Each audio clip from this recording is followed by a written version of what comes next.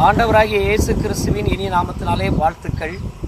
இந்த புதிய ஆண்டிலே உங்களெல்லாம் சந்திப்பதிலே கற்றுக்கொள்ள மகிழ்ச்சி அடைகிறேன்.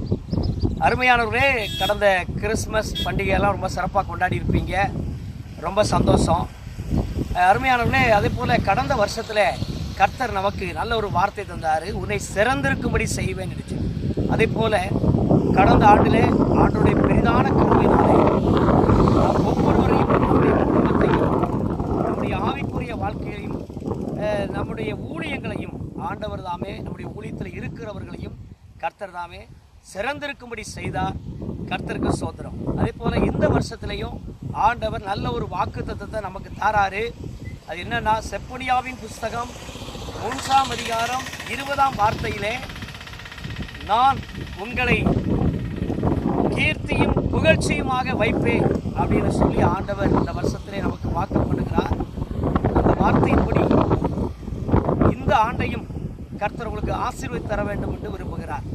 அருமையானவர்களே, இந்த வருஷத்துல கடந்த வருஷத்தை விட கடந்த காலங்களை விட உங்கள் ஒவ்வொருவரையும் உங்களுடைய குடும்பத்தையும் கீர்த்தியும் புகழ்ச்சியுமாக வைக்க வேண்டும் என்று தேவன் விரும்புகிறார்.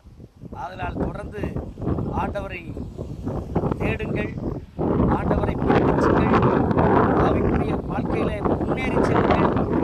முன்னேற்ற ஆவிக்குரிய வாழ்க்கைக்கு நேராக ஒவ்வொரு நாளும் இயேசுவை நோக்கி கடந்து செல்லுங்கள். அவருடைய வார்த்தை சொல்கிறபடி சோதரன் நியமித்திருக்கிற ஓட்டத்திலே இயேசுவை நோக்கி பொறுமையாக ஓடக்கடவும் என்று சொன்ன வார்த்தையின்படி ஆண்டவருக்காக ஆவிக்குரிய வாழ்க்கைக்காக நிற்காமல் ஓடுங்கள். கர்த்தர் இந்த வருஷத்திலையும் சிறப்பான ஆசீர்வாதங்களை உங்களுக்கும் உங்கள் குடும்பத்திற்கும் தருவார்.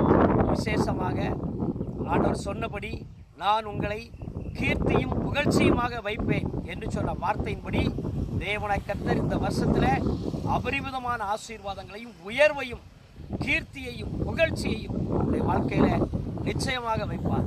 God bless you. ஆமென்.